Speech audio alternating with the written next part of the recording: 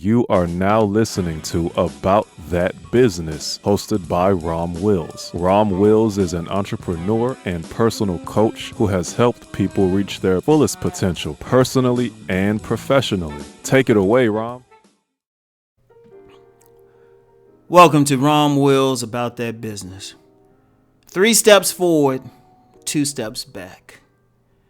Now, this is about how to really grow a business because, and I remember it was a gentleman said that years ago. It was at a lecture, and he said, if you want to build a business, you got to take 3 steps forward, but 2 steps back. Now, what he meant by that? Now, he meant, yes, you want to constantly move forward, but as you move forward, take a couple steps back.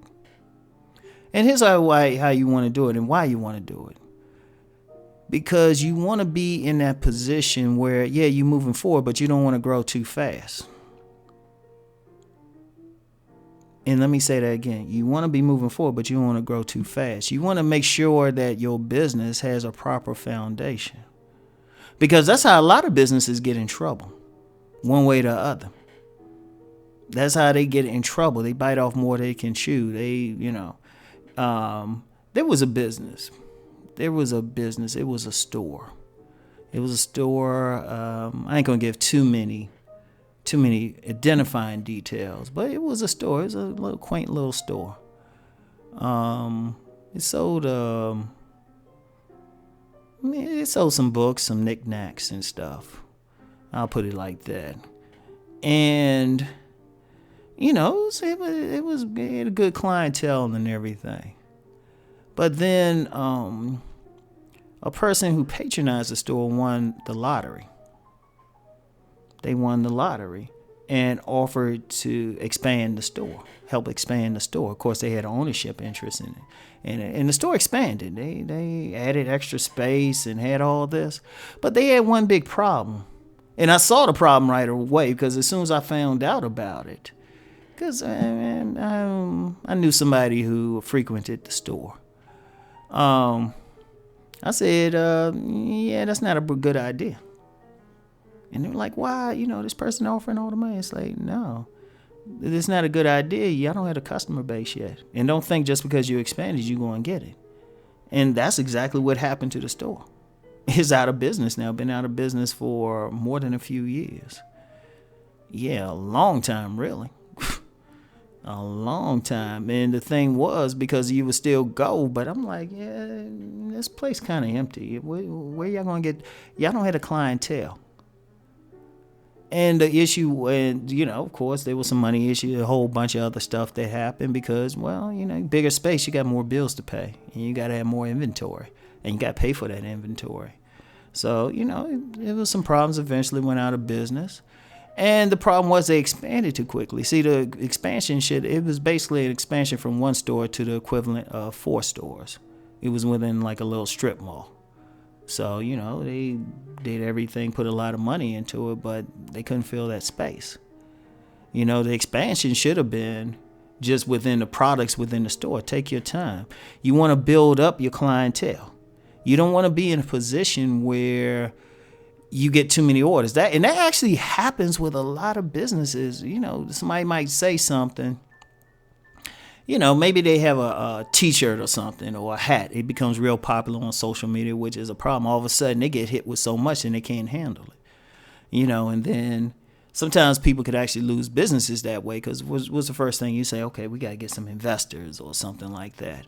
And then if, the investors, there's a lot of businesses that investors take over.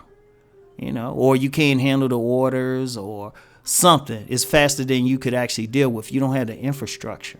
Like the foundation, you can almost use them in the foundation infrastructure. They can almost be used interchangeably.